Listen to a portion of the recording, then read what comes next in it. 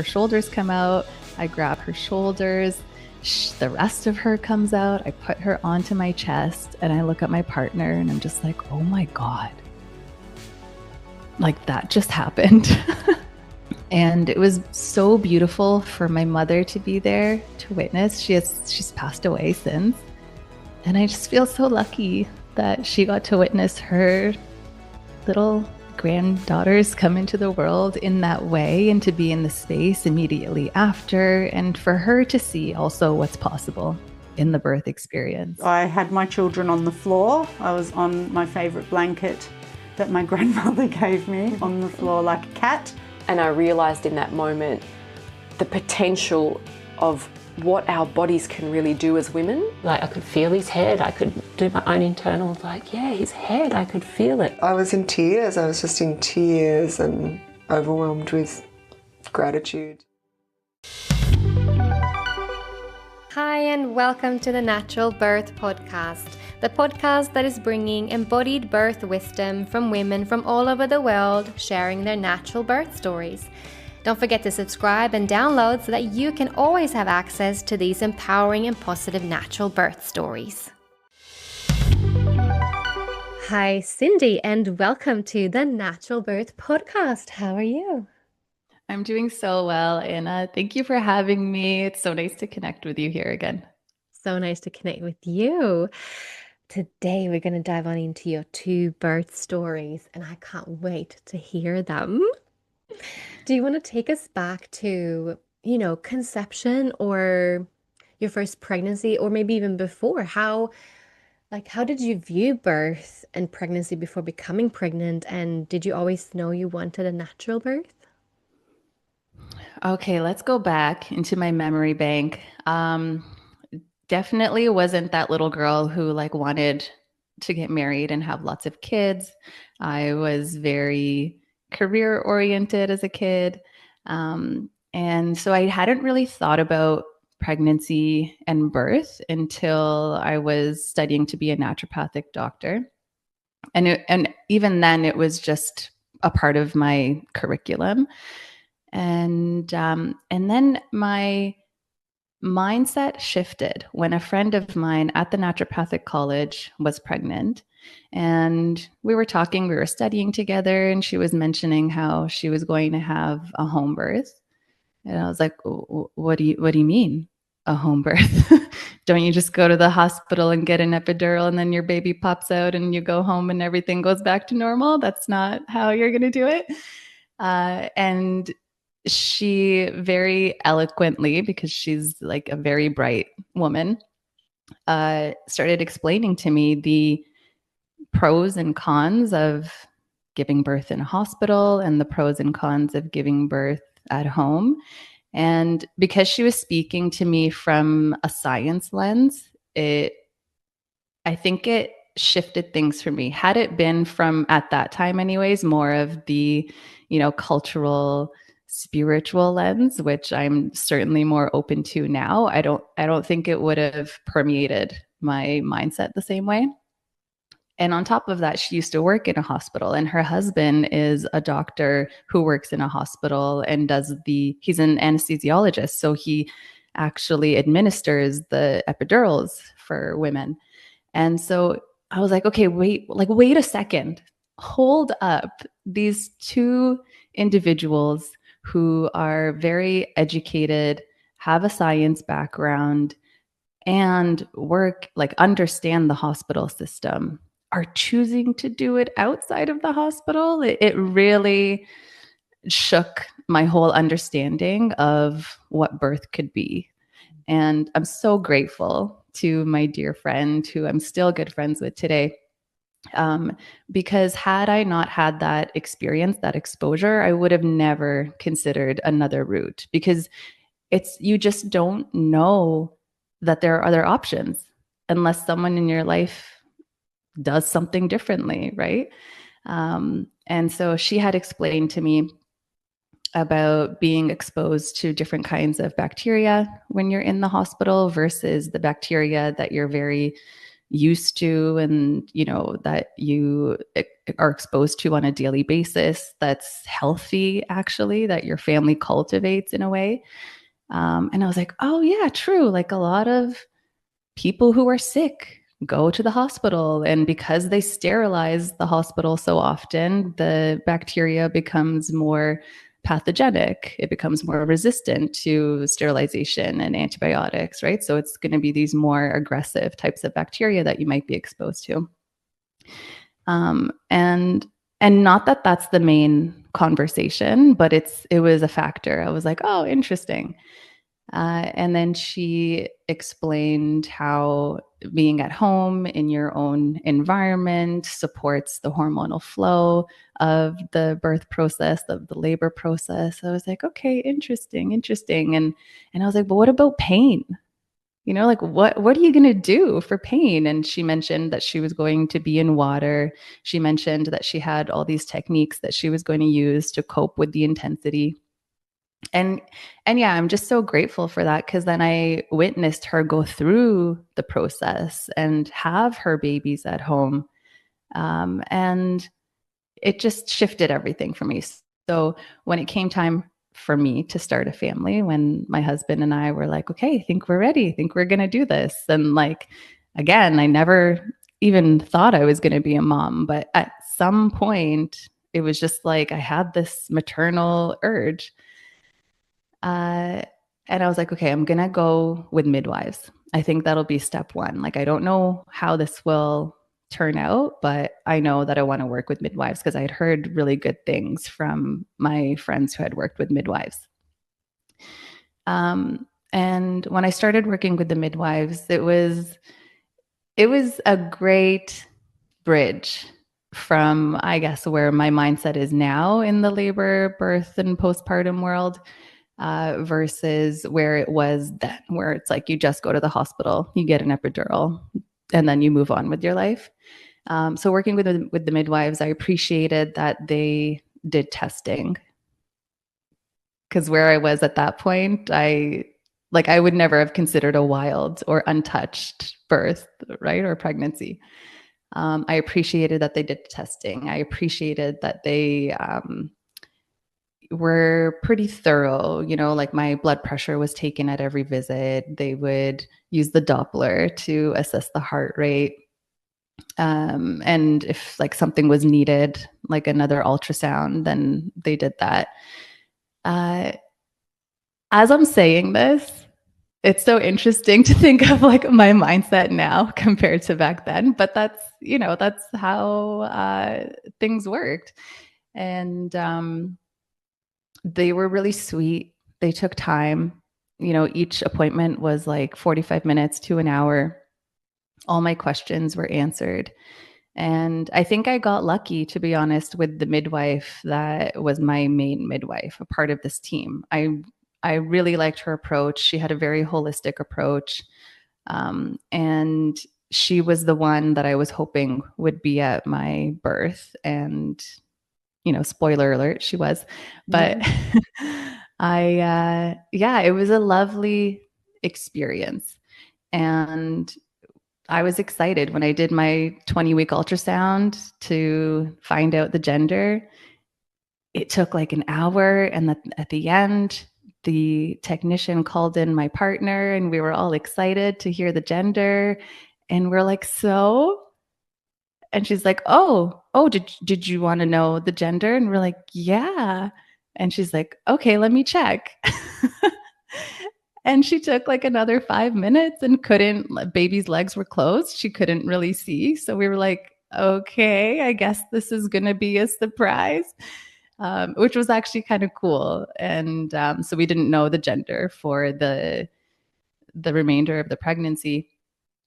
And everyone was telling me, I think it's going to be a boy, the way that you're holding, your cravings. Speaking of cravings, I should say I was vegetarian 2 years prior to my pregnancy. And when I got pregnant, I was like, give me all the red meat that exists. And so just for anyone listening, don't be surprised if that happens. My iron was definitely low. And so it's no surprise that I was craving red meat. But I think beyond the physical aspects of the pregnancy, I would say what really struck me was this sudden onset of feeling so connected to my lineage, Mm. those who came before me and those who are coming after me. Wow. And this, yeah, it was surprising, unexpected. It wasn't anything I had heard people talk about. And it had, I think that's a part of that rite of passage where you begin to feel this connection to something bigger than just yourself.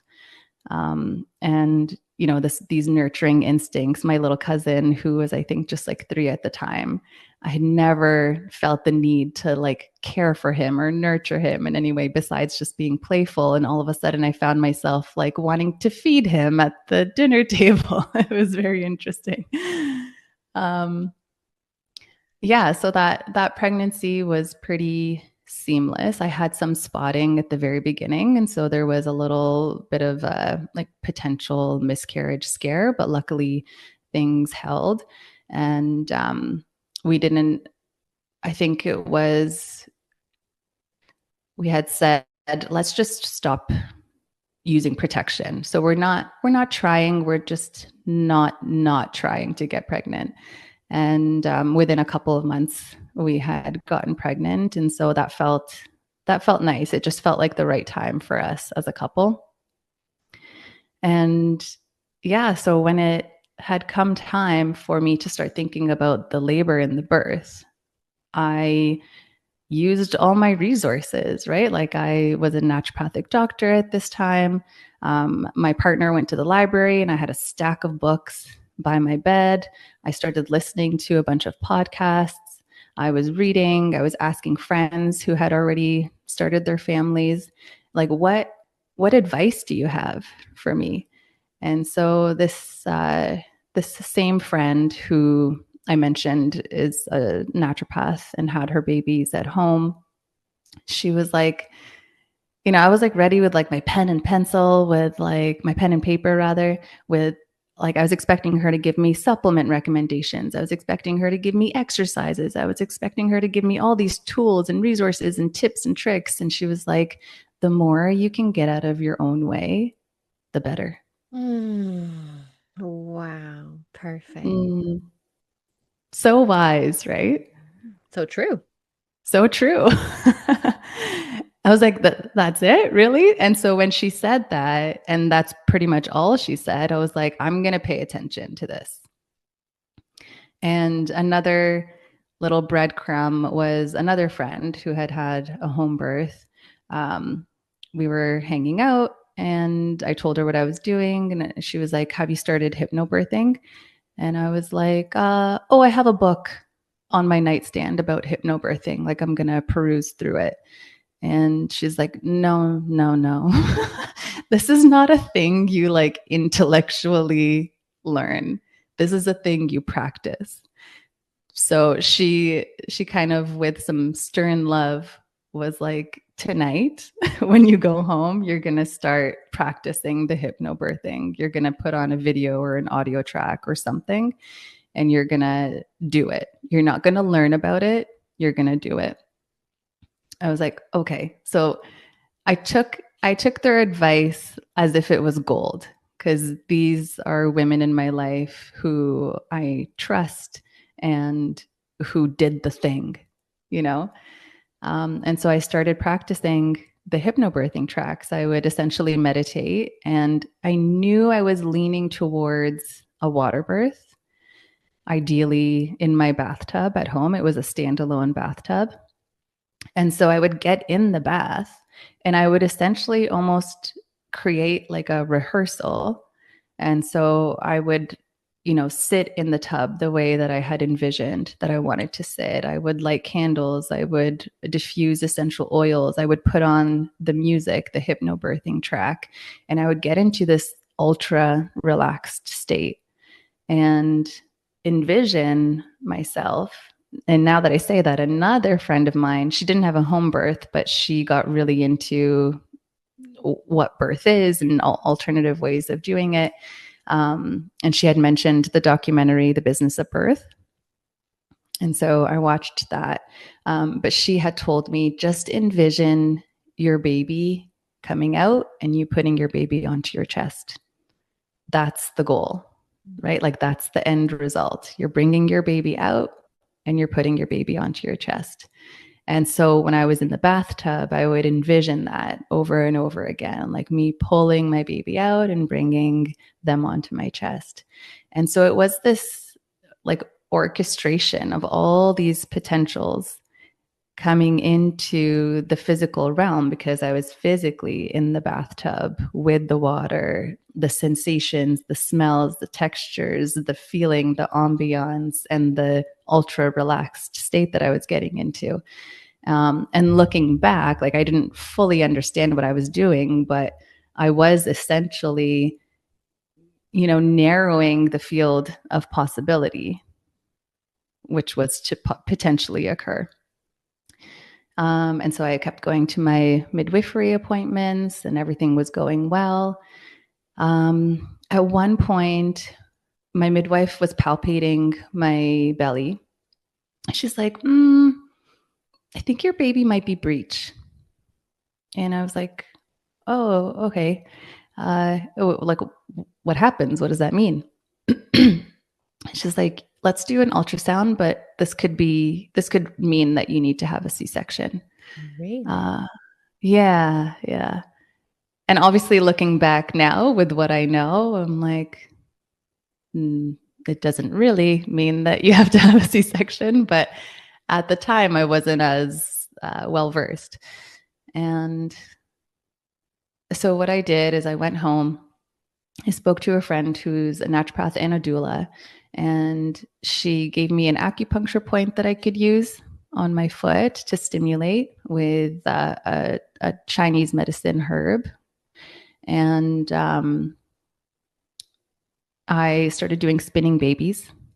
So I would get into different positions just to open up my pelvic bowl, make more space for a baby to turn around. And yeah, I just kind of envisioned my baby being in the exact right position. And through some of the hypnobirthing tracks, that's a part of it where you're talking to your baby and you're letting it know to get into the positions, that whatever position it needs to be in. And then so we did an ultrasound to see if baby had turned or not. And luckily with the ultrasound, baby had turned head down. And I think this was probably like 38 weeks, like 37, 38 weeks. And so yeah, I'm sure I would have done things differently now, but I was certainly being guided by the hands of the midwifery team and definitely trusting everything that they were saying to me. And luckily I was in a space where I was still able, like quote unquote, allowed, right, to have a home birth. And at that time, I wasn't on social media. And so my perception of birth and the birth world was just from the books that I had borrowed, what I had learned in school, and also the podcasts that I was listening to at that time. And I say that because being on social media now, there's a different vibe to the birth world. And, there's lots of pros and cons, but that's another conversation to have. So anyways, I had registered with the hospital and I had my hospital bag packed. And I had made peace with, if this needs to go to the hospital, if I need to transfer, that's fine. If this ends in a C-section, that's okay. I didn't make it mean anything if I had to go to the hospital for something that was in the best interest of me and my baby. And I think that's important because now sometimes it can feel for certain women, if they really desire a type of birth and that doesn't include the hospital system, there can be friction there. Yeah. There can be fear of going to the hospital. There can be a sense of like, I'm not where I'm supposed to be. There can be a sense of failure, right? And I don't think that's necessary. Like if you need to go, you go. It doesn't need to mean anything. Yeah, I think what really is important to understand is that you can do all the preparations in the world, but you can't control birth. Mm-hmm. Because that is in the realm of the mystery. Like Yeah. when the first contraction hits, you enter that birth portal. It is that you don't know how long this will take, how, what you're going to go through. It's like each woman and baby will have their unique journey, right? And you can't control it. You can optimize, of course. I love the visualizations, whether that is hypnobirthing or through other ways. Like visualization is so powerful. But at the end of the day, you have to let it go when you go into labor, and you just have to be in the mystery of birth. And I think that's where sometimes that information doesn't really fully land for some women. And that's where you self-blame if things don't go the way that you dreamed. And there is no blame, self-blaming birth. It is. Birth is. It's going to teach you what it needs to teach you. And it might be something that you really want, or it might be something that you really don't want. I agree, hands down. There's so many factors out of our control. And the more you're able to let go, the more you're able to get out of your own way, as my friend said, the better. Yeah. So moving into the labor process, I was woken up around 5 a.m.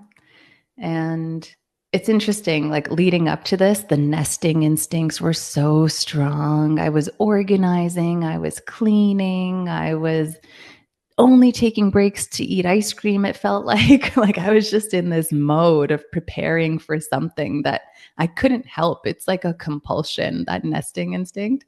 And I think just showed me that like something's going to happen quite soon.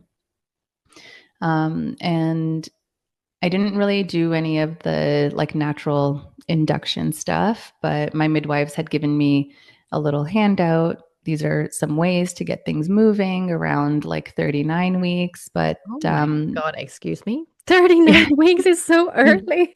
Yeah, right. Like Yeah. I imagined you would say 41 weeks. But No. and like I would say at 42 weeks, you can start thinking about that. Yeah, exactly. Like with what I know now, but at the time I was simply just going based off of what they were telling me. And like, the common understanding is that for a first pregnancy, you're more likely to go past your estimated due date. And so I was expecting to have lots of time, but like before even I hit 40 weeks, 3 days before actually, I woke up at 5 a.m. with these really intense, it felt like almost menstrual cramps. And I had felt like some heaviness and some movement before, but this felt intense. So I woke up my partner and I'm like, I think things are happening. Like, I think we should prepare the bed, right? Like I wanted to do the waterproof sheet and the way that the midwives had taught me to prepare the bed in case that's where I had given birth.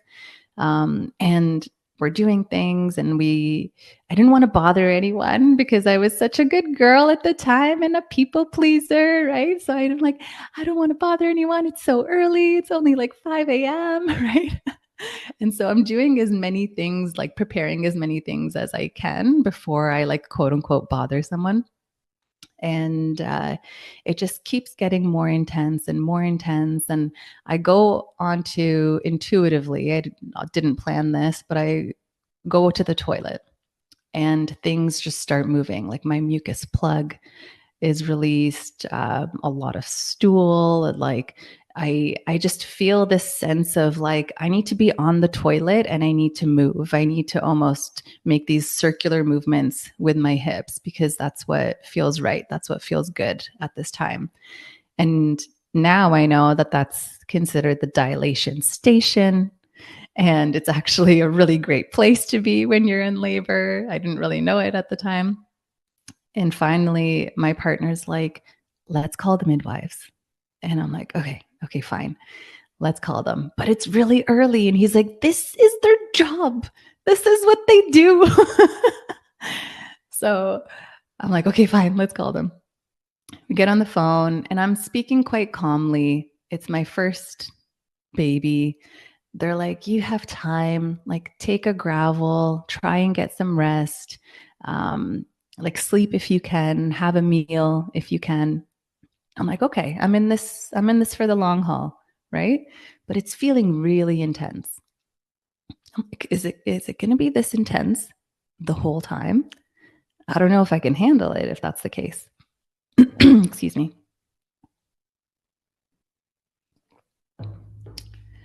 Um, so eventually I call my doula.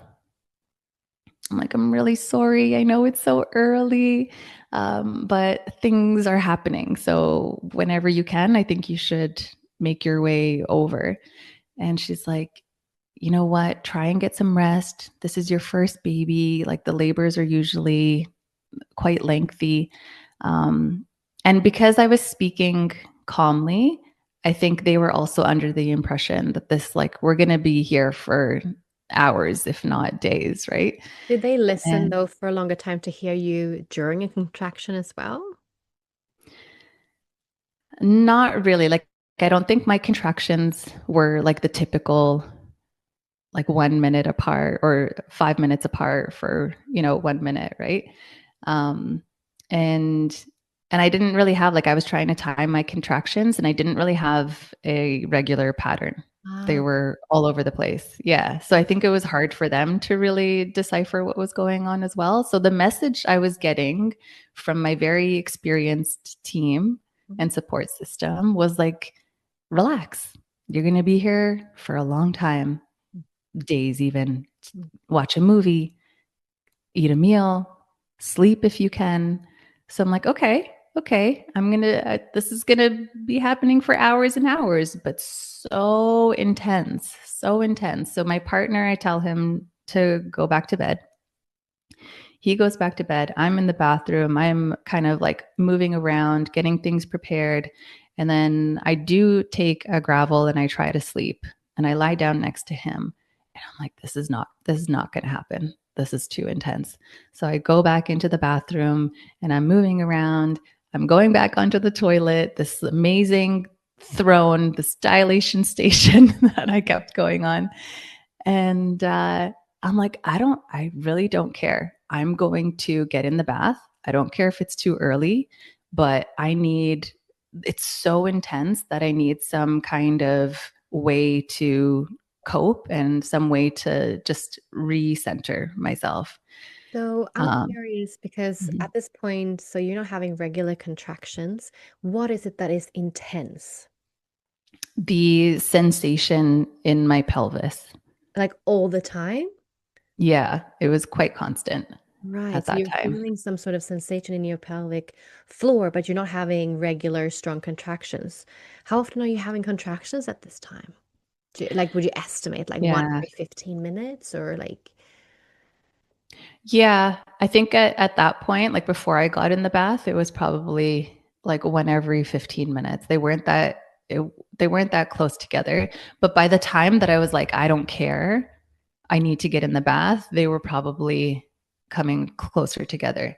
yeah. Um, so my partner at the time, I was moving around before I got in the bath, and he's like in bed, and he's like, "Can you turn off the light?" And I'm like experiencing these intense sensations. I'm like, yeah, sure. So I turn off the bathroom light, I light some candles, and at some point I turn on the music. I had an essential oil diffuser that I turned on. And then at some point I'm like, you need to call the midwives because I'm actually having a hard time speaking. And I knew at that point that I needed support, like not being able to actually speak Mm. because of the intensity was my signal of I need people here now. This isn't going to be like hours and hours or days. I would love Um, for you to explain to us because your story is, I mean, this is a different story, right? Not having kind of regular contractions, having maybe like three, four in 10 minutes. It sounds like they're still quite set, like they're not so close together. but you're having a different kind of intense sensation. I want you to describe what that is more in detail if you can. Like, what does it feel like? Okay, I'm trying to go back to what the actual sensation was like. It began to feel like, so first it felt, I think, like an opening, like an intense opening of my body. And it wasn't pleasant. I was actually quite shocked at the intensity of it. Is it like your bones? Is it your cervix? Is it your whole body? Is it your legs? Is it your vulva? Like, where is this? Yeah, I would say I felt it like in the birth canal. Like if there's a way of actually feeling your cervix open, like I wasn't mentally connecting it to my cervix opening, but I would say it felt like my tissues were opening and like really, really, really stretching. And anytime I was having a contraction, it did feel like how we describe it as a surge. It did feel like a surge of like electricity going through my body and very intense. So um, he finally calls the midwives, and I was like, at that point, I'm like, tell them I'm having the urge to push.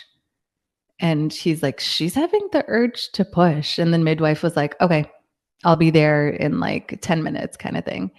And, And or did I think she was, hit? Did yeah, I was have the urge? starting, yeah, I was starting to have this, like this this involuntary urge to move things downward, to bear down. And I couldn't really control it. It was certainly out of my control. I wasn't cognitively, voluntarily doing this. So when the midwife heard that, she was like, okay, I'm on my way. And I don't think she lived super close. I think she had a little bit of a drive. And so when she said, I'll be there as soon as I can, or like in 10 minutes, I think she meant like, I'm leaving my house in like 10 minutes. And so I still had some time. We had a dog. And so my partner was taking care of the dog, getting things prepared.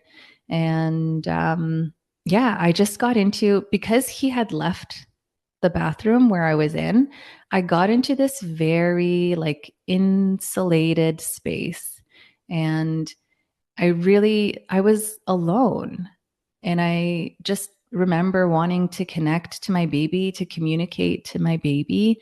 And I wanted to ensure that I was doing almost the opposite of what we sometimes have the instinct to do, is like when we feel the intensity, when we feel those contractions, the surges, we have this reflex to like contract our body as well, to like brace during that moment. And intuitively, I opened up my arms as wide as I could when I was laying back in the bath. And I just remember wanting to intentionally open, even though it felt a little opposite to what might have been my natural reflex. And I had also, luckily or intuitively, grabbed these two rocks, and one in each hand. They're magnetic hematite rocks. So I had one in each hand. Every time I felt this surge, I would open up, and I had the rocks to kind of ground me and stabilize me, and something to also focus on. And I just tuned in inward. I was listening to this album called Morning Phase, and it was, the sun was starting to rise, and it was a very like moody, slow kind of sound that was being created. And I didn't plan on doing this. I hadn't read about it, heard about it, but I began to vocalize. I began to tone, and these like primal, very low tone sounds began to come out of my mouth. And that was actually helping me cope with the intensity. And this just happened intuitively. And when I spoke to people afterwards who were doulas or in the birth world. And they were like, oh, that's amazing. That's exactly what I tell my clients to do, because that actually helps to open up the cervix. And now I know this connection between the throat and the cervix and how powerful that can be. And I was speaking to a group of women recently, and we were talking about how actually when we're developing as an embryo, these two parts of us are connected. They're like twins, right? And so as the embryo develops, the throat, the larynx, begins to be the opening, right, of our body, and the cervix is the other side of that. And so it's so interesting to know, like, even as we're developing and our nervous system is developing, how connected these two parts of us actually are. And I love that I just intuitively gave myself permission to make all of these very odd, weird, primal sounds. And knowing afterwards the power of that is so beautiful, like just allowing my cervix to fully open, to relax. And it was this low tone, right? And so my throat was very open versus a high tone, which kind of constricts your throat and can also potentially constrict your cervix. And so there I am in this beautiful space. I had co-created candles, essential oils being diffused, music on, in a warm bath with my arms open, toning, making these weird sounds. And then I think, like, had I been in a hospital, I wouldn't have had the opportunity to do that. I don't think I would have felt comfortable to make these weird sounds, which served me so well, right? And that's okay. If that had been my journey, if I had had to transfer, that's okay. But I just, it makes me think of all the women who are in a strange place with strangers around, very helpful, potentially strangers, very educated, potentially strangers, but they're still people you've never met before often, right? And so being in my own space, being comfortable enough to like move in weird ways and make weird sounds really, really served me. And I think that's I don't want to say that. That's an assumption, but I am assuming that that really sped things along. I think you're right. I mean, this is the thing when we are trusting in the process and we are leaning into the mystery, the pain, the uncertainty, whatever, like you really did, and you were so following your primal intuition. Because there's two ways of going about this. For some women, ending up alone in that bathroom might spiral her and feeling like she's alone and she's scared. But for you, the opposite happened. And I think absolutely when you're undisturbed like that and you can embrace it like you did in so much trust and just following exactly what your intuition told you and your body wisdom, that does speed things up. Absolutely. And I've heard that so many times and I've witnessed that. So I absolutely agree. Yeah, yeah. And I'm just thinking, like, if I had had to like muffle my voice because I didn't feel comfortable around a certain someone who was in my space, or if I didn't feel comfortable enough to move in weird ways, like I was in the water, I could like move from side to side. I could, what I did end up doing was I was arching my back through a lot of the surges. And I think that also helped because supposedly that helps the baby's head move past your sacrum. And so I was able to move in these ways that was beneficial for me to cope with the intensity, but also beneficial for my baby to move through the birth canal. And that was one thing I really focused on during my birth prep and also my labor, was this connection to my baby. Like, it's their birthday. Yes. Yeah.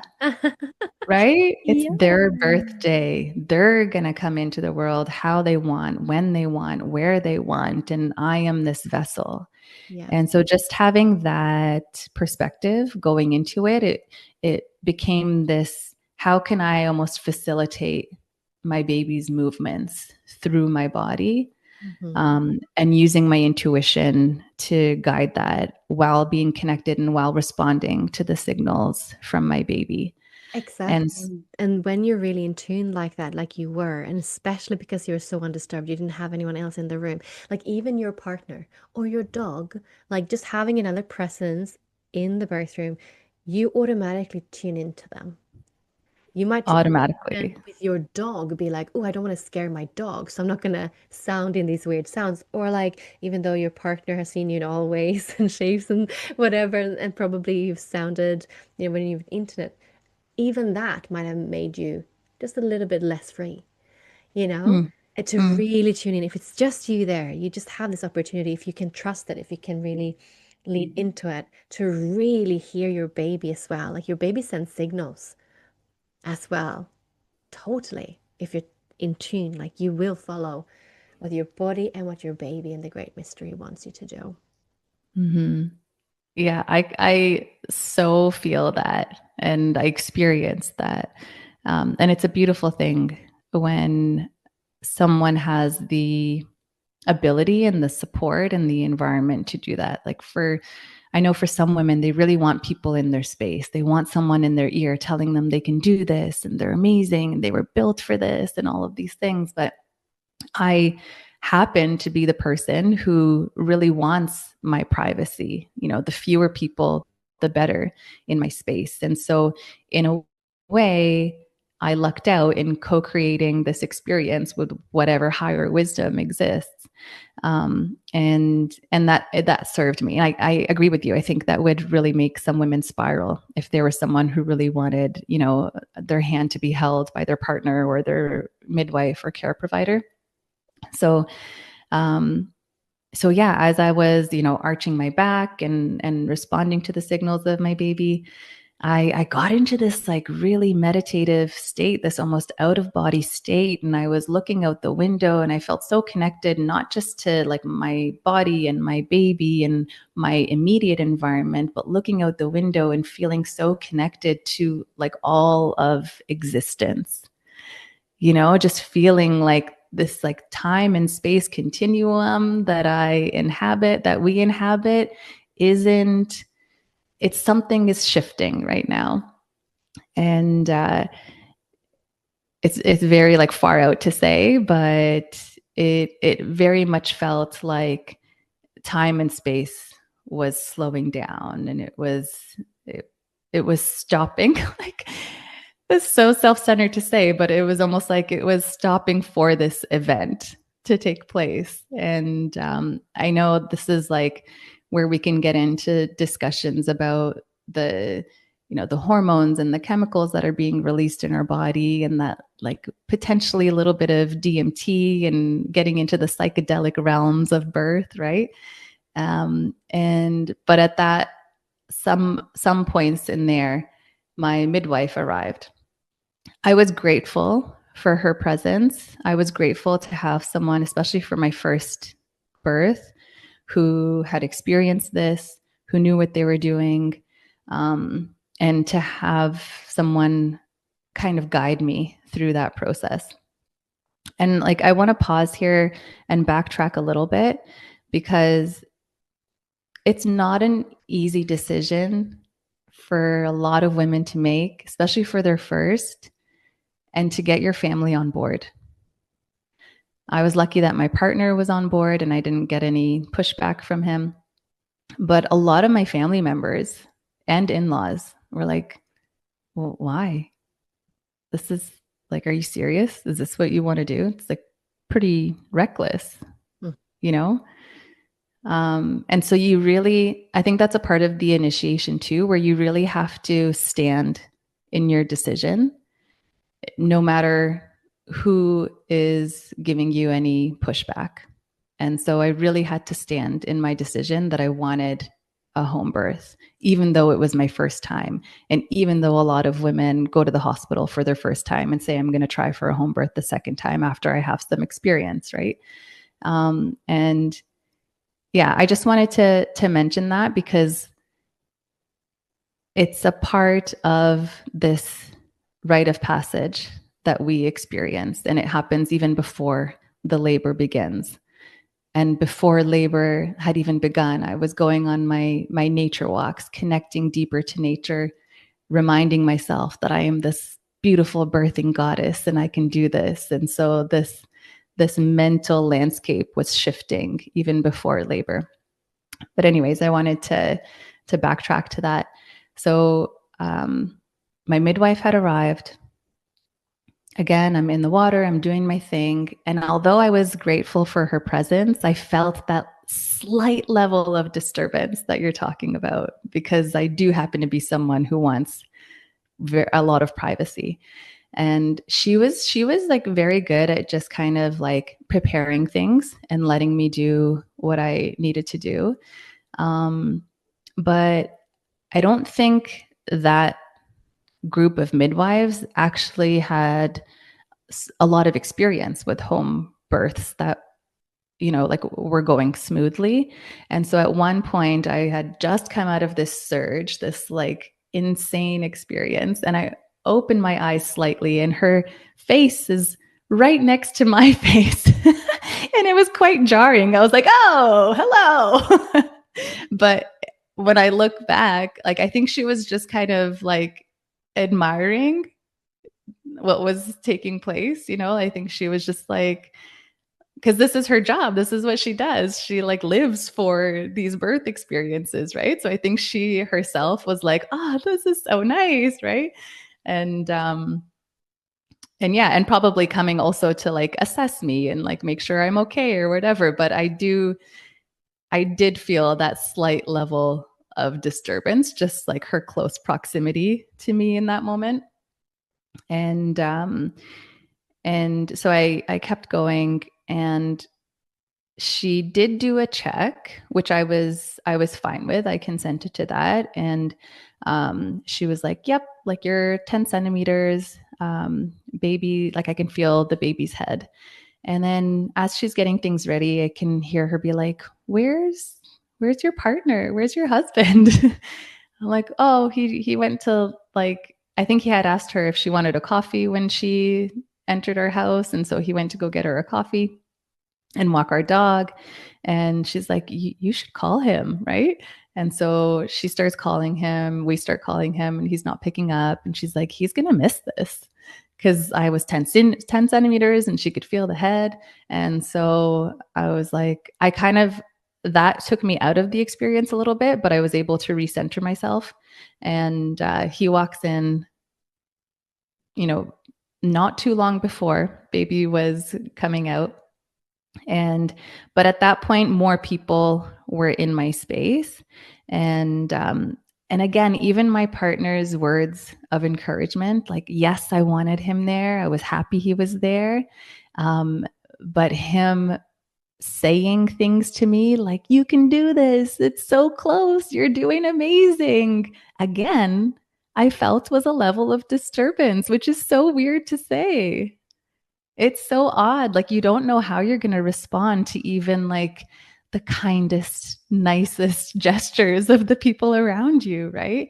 And so now when I hear people talk about like really speaking in hushed tones around a woman in labor, making yourself almost like you're not there, you're just like witnessing from afar. Like, I totally understand the logic behind that, because feeling people in my space encouraging me was a level of disturbance, oddly enough. So that was a surprise to me. So at this point, my baby was crowning. I felt that ring of fire that people talk about, and it feels like a ring of fire. It is a perfect description. And she's coming out, her head comes out a little bit, and then it goes back in. I'm like, why? Why did she go back in? I got to do that again. So her head goes back in, but the midwife said that's actually better for decreasing tearing. Absolutely. We want a turtling head. It's perfect. Yeah. Yeah. I didn't like it because it felt like, the baby had finally gotten past this point that was really intense and then went back in. Why would that happen? But from a logical, like tissue perspective, I can see that that could decrease the level of tearing. And so her head came back out another time. And I really wanted at that point, I think I wasn't ready to do more on my own. I wanted my midwife to guide my baby out, because at that point she was like, "You're doing really well. Do you want to pull your own baby out?" And I was like, "You do your thing. I'm going to do my thing." I just wasn't in the headspace to do it. Yeah, fair And enough. yeah, yeah. And so she guided my baby's head out. And my partner was like, "Touch her head, touch the head, touch the head." And so I was like, "Okay, stop disturbing me, but also, okay, I'll touch the head." And then the rest of the body began to come out. So once the head was out and like the top of the shoulders, I would say the rest felt really easy. And so the baby came out, and my partner was like, "It's a boy. We've got a boy." And the midwife was like, "It's a girl." The swollen vulva. Yeah, yeah, exactly. And so baby came onto my chest just as I had envisioned and almost rehearsed in my mind. And I'm holding baby. A couple of other midwives had arrived. They put a blanket on top because I'm in the water. And so just going from the water outside, it gets kind of chilly. And then I'm still in the process of birthing the placenta. But at that point, there was quite a delay, but they did clamp the cord, and they gave my partner the scissors to cut the cord before the placenta had come out. And so then me and the midwife were communicating. She's like, "Okay, as most midwives say, there's no bones. This is going to be simple." And she kind of just like tugged on the cord a little bit, and I bared down. And it was simple. It came out, and we had a little container for it.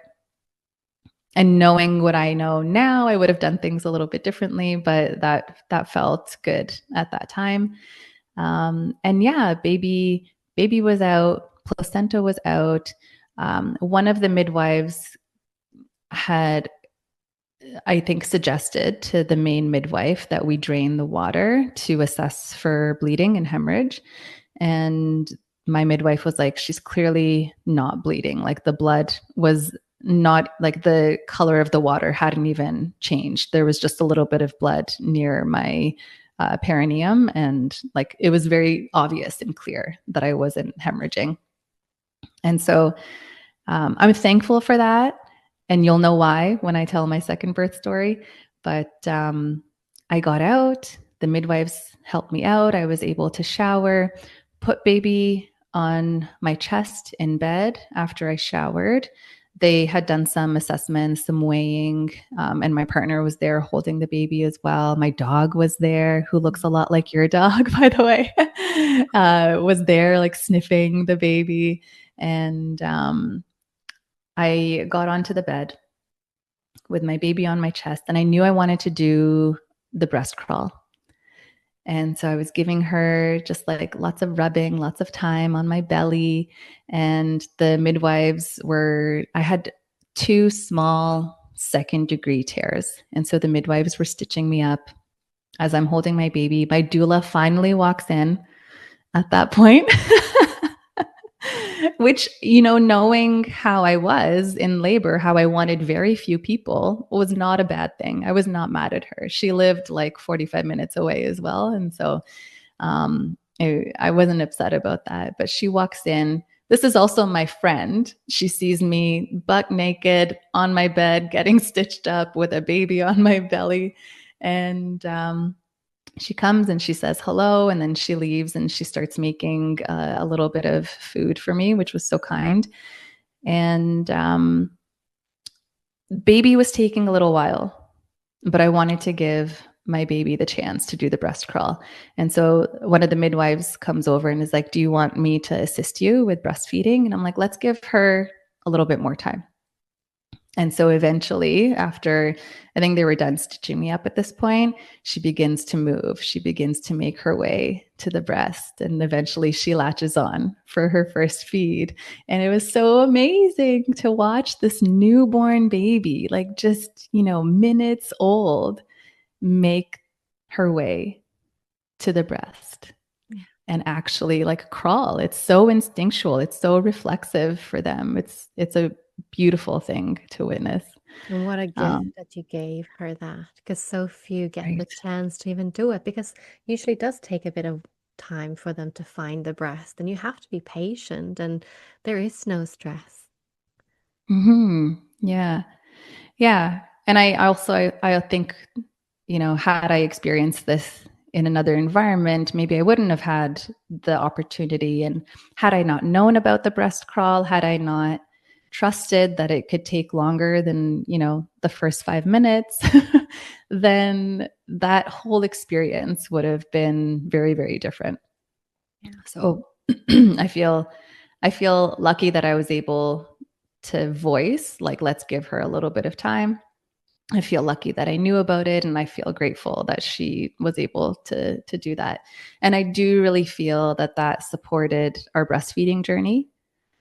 And I do really feel that supported my healing, right? Like as she's crawling on my belly, she's releasing more oxytocin so my uterus can contract down to its normal size and all of those things.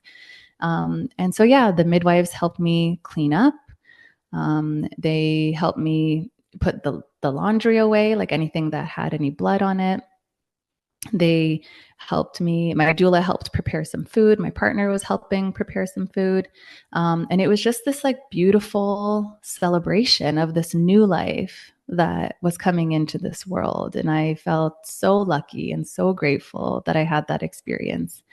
And yeah, like moving on to my second, between my first and my second, the pandemic happened. The world was a different place. I was a different human. I had gone from maiden to mother.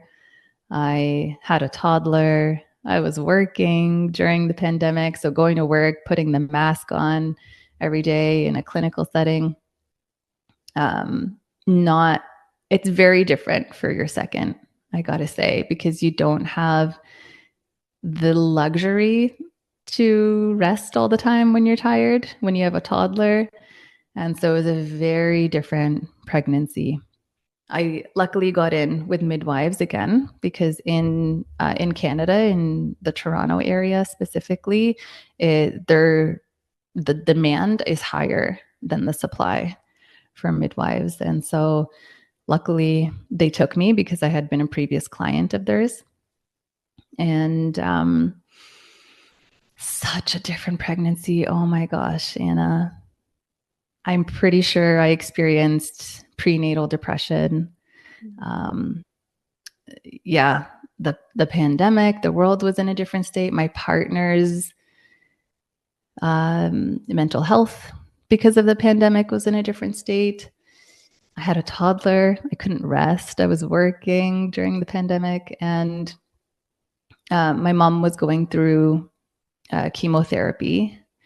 And so just so much was in my field, very heavy things in my field. But I had this like beautiful human growing inside me.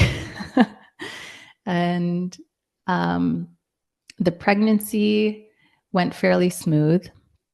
I did have a subchorionic hematoma in the first trimester, and my doctor just let me know that can dissolve on its own. It's often not a big concern, but that did result in some bleeding. So there was a little bit of worry at first. And because I was 35, maybe 36 at that point, I think 35, they let me know that the chances of a miscarriage are higher for me. And so at the very beginning of the pregnancy, there were some seeds of doubt planted. But I had done this before, I knew who I was. I was certainly a different person than I was before. And I just began to tune in as best as I could. I began to do what I needed to do to take care of myself. My cravings were so different in this pregnancy. Like, I'm not a donut person. I'm a naturopath. But donuts were calling me. They were calling my name every day. And it's so interesting how your palate can shift too. Like, now give me a quarter of a donut and I'll have a bite and I'll be like, okay, great. That was nice. But during that pregnancy, it was like, give me a dozen. let me just slam a dozen right now.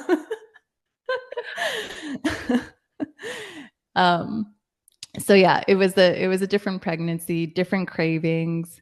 It's so funny too. My kids now, the one that I was craving meat with loves meat. And like whatever plate I present her with, she's like, where's the meat? I need more meat. And my kid who I was craving a lot of donuts and carbs with, like she errs on the side of like almost vegetarianism and like really enjoys her carbs. It's so interesting. That is so interesting. I mean, that's the Yeah. thing though, like when you're in the womb, you learn about the world through your mother, what she eats and how she feels. Like in all levels, you learn about the life outside of the womb, right? Not just what we eat, but especially, of course, that's very obvious, right? That we're Yeah. so affected by our mother's diet or lack thereof, or if it's nutrient dense or not, like on all kind of levels when it comes to epigenetics. Yeah. Yeah. It's so interesting, right? And so this baby that was gestating inside me, she was feeling a lot of feels. She was gestating in a global climate that was very unstable. Yeah. She was gestating at a time where, I was very concerned about my mother's health. I was concerned about my partner's health. So she was gestating in a very unstable time, I would say. And so by the time I got to about 26 weeks, I felt like the depression had lifted, thankfully. And I felt a little bit back to my normal self. And I was, preparing very similarly to how I had prepared the first time. I was very adamant about doing my hypnobirthing, like falling asleep essentially to my hypnobirthing tracks every night. And I was working with the same team of midwives, like different women, but the same clinic. And I did my glucose test and I had to do the second one because it had come back a little bit high, which I was like, do I really have to do this? With a dozen donuts as your diet, I would understand why. Yeah. It was still rare, I gotta say, but like for me, as someone who like really values nutrition and nutrient dense foods, I was like, why am I craving a dozen donuts all the time? And so yeah, luckily I passed the second glucose test. And then I did the GBS test and that came back positive. It was negative for my first, but positive for my second. And going back, like my first, like in totality, from the moment I began labor for my first daughter to the time that she was born was 4 hours. Yes, 4 hours. And so this time, and because the antibiotics for GBS takes about 4 hours to enter your system and to have the impact that we want it to have, I was like, this might be less than 4 hours. There's not even a point of administering antibiotics, right?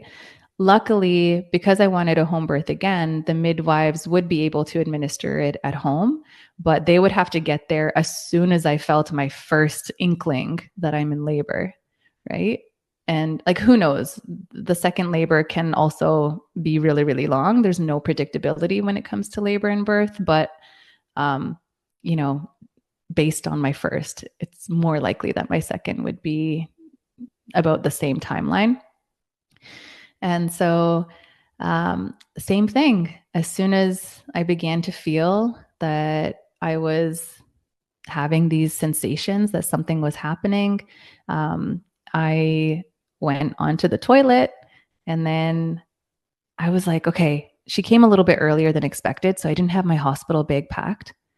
A lot of things were like still kind of up in the air. I thought I had a bit more time. So I'm there like trying to pack my hospital bag while I'm feeling these really intense surges, right? Were you And not then at going one to have a point, home birth this time? Were you going to have a hospital birth this time? I wanted to have a home birth, but I also wanted to have a hospital bag packed in case. Oh, yes. Okay. So while I'm in labor, I'm trying to pack my hospital bag. And at one point, I'm like, F this, like, this is not worth it at this point. And going back a little bit, because I had the experience of my first, and the idea of an unassisted free birth had like come into my field, and I was kind of toying around with it. And I'm like, I don't think I'm going to have any more kids after this. Like, should I just go for it? Should I just attempt a free birth? You know, like I had mentally prepared myself for that possibility. And I spoke to one of my midwives about it. She wasn't very supportive, but I was like, I'm curious about this, you know? And so, yeah, it had come into my field, my consciousness at least, the idea of a free birth. And Laura Kaplan Shanley, I don't know if you know her, but she wrote Unassisted Birth back in like the 90s. And I listened to her, and it made sense to me because I'm the type of person who wants a lot of privacy. It kind of made sense to me. So anyways, that was in my consciousness. So I'm in labor. I asked my partner to call the midwives with me. And again, my voice is very calm. So they're like, you got lots of time. We'll get there when we get there, kind of thing. And things just like really rev up really fast, like so intense, more than my first. And so I went from the toilet, the dilation station. I lit the candles as fast as I could. I put on some essential oils. I put on some music. I was so stern. Like my partner brought up his bulky speaker from the garage, and I was like, get that out of here. I want my little speaker. I was so stern with what I wanted and what I didn't want at that time. And I'm in the bath again. I turn on the water, and I have the urge to push. My body's doing its thing. How And quickly are we talking since the first contraction now? oh my gosh, like maybe like half an hour. Oh my. So fast. Yeah. And so I'm already in the bathtub. I'm already feeling these sensations, these urges to push. I'm doing my best to get into that zone, to open up my body again.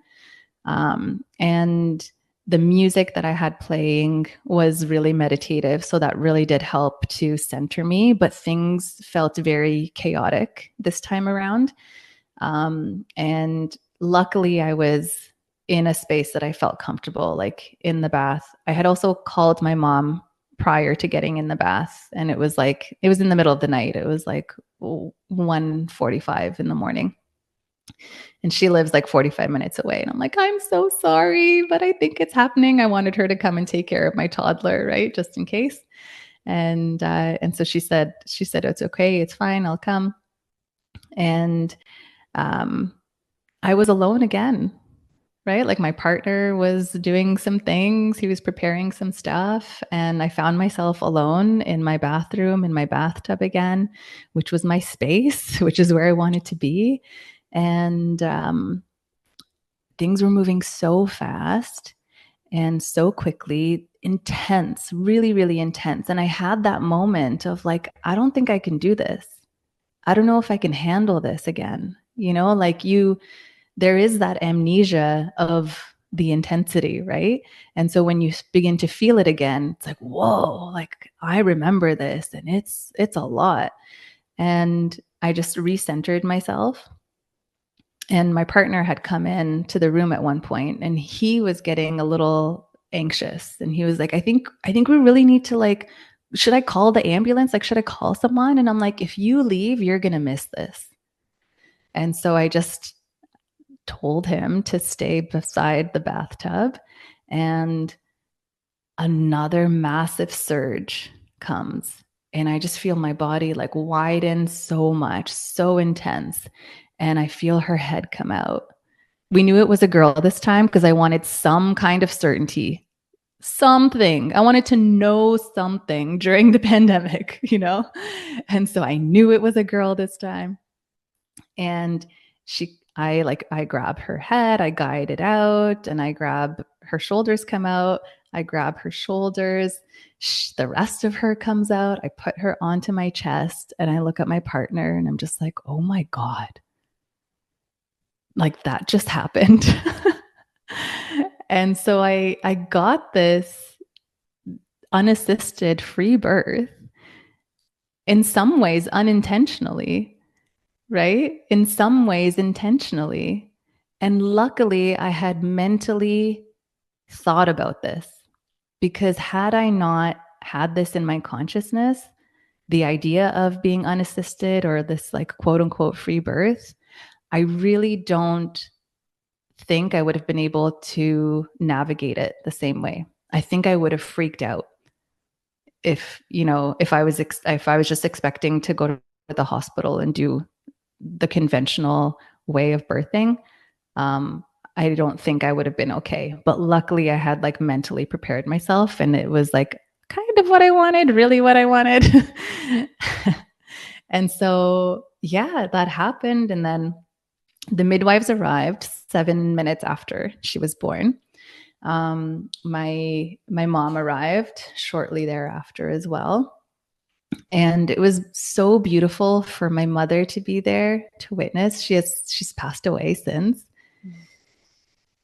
And I just feel so lucky that she got to witness her little granddaughters come into the world in that way, and to be in the space immediately after, and for her to see also what's possible in the birth experience, right? Because she was very much like, you go to the hospital, you do the thing, you listen to what everyone's telling you. And that's beautiful, and that's fine. And that's how I came into the world. But I'm so blessed that she got to be there in that experience. And my baby girl was on my belly. She immediately did the breast crawl and made her way. She didn't really cry. She was just eyes open, looking like eyes darting from side to side, looking around, inspecting this world that she has just entered. And one of the midwives came in, also brought this like level of chaos to the experience. She had just missed one of her other clients' births. Her other client gave birth in the car on the way to the hospital. So she just missed that one. And then she came to me. She had just missed my birth. And so she brought this level of like frenzy, right? And she began to, she asked me to drain the water, which I did. And it left me feeling like chilly, right? Because you're wet and then you're not, and you're naked. And so I was very uncomfortable. And then she began to tug on the cord and help birth the placenta, which was okay. And it was easy, and it came out. And I liked that it was all still connected. So with my first, we cut the cord before the placenta was born. And this time the placenta was born still connected to my baby girl, which I liked. And so we gave her the middle name Lotus, because that's technically a lotus birth. And yeah, it was lovely, but there was this undertone of chaos from conception essentially to birth. And it continued into postpartum. Like there was, this interesting energy with my second birth. But overall, I feel that those births like really changed the person that I am. They initiated me into this new version of myself. I felt like more confident, more connected to my voice, more connected to who I am, much less of a people pleaser, much less of someone who puts other people's needs before my own. Um, and it changed everything. I really also feel, and this is again getting a little far out, but I really feel like those birth experiences, like feeling viscerally the power in my body, like not only can my body create life, I can birth it using my instincts and my intuition, and then I can nourish this life from my body as well. Like the level of power that you experience is like nothing else.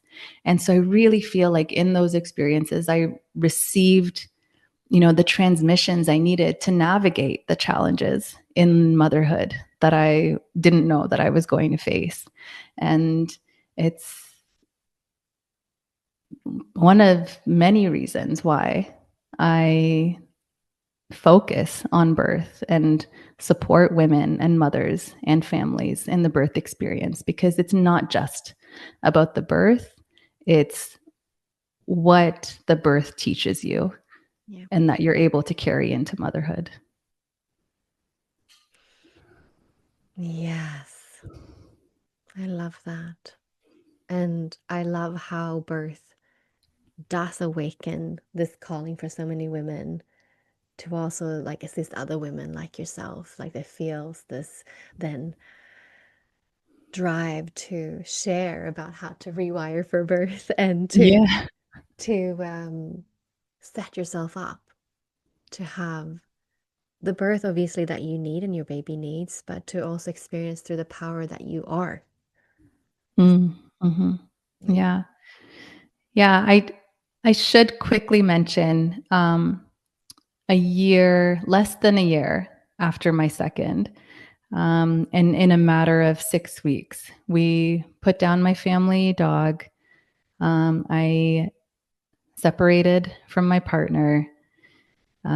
We put our house on the market, sold our house. I let go of the practice that I had built in that town, moved to a different town with my daughters, and my partner had to go to rehab. And then my mom passed away all in 6 weeks. And so this like catastrophic shift in my life took place, but I was able to navigate it from that center that I had come into contact with, that I had integrated from my birth experiences. I was able to navigate it knowing just how goddamn powerful I am. I was able to navigate it from this higher place, right? And because birth teaches you to also pull in the resources that you desire and deserve, I was able to do the same thing when I was experiencing all of that. And so it really is this blueprint that we receive as mothers to navigate the rest of our life, to navigate mothering and parenting these little beings, these souls that come into our world. So I feel really grateful that it unfolded, that they both unfolded the way that they did.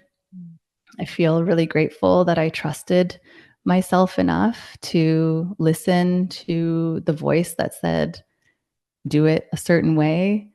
Um, I feel really, really grateful that my friends had showed me a different possibility. And I am, of course, so grateful that I have my two healthy daughters who teach me so much every day. Beautiful. If you had a first-time mama in front of you right now, is about to have her first baby, and she really wants to have a natural and empowering birth experience, what advice and pearls of wisdoms would you give to her?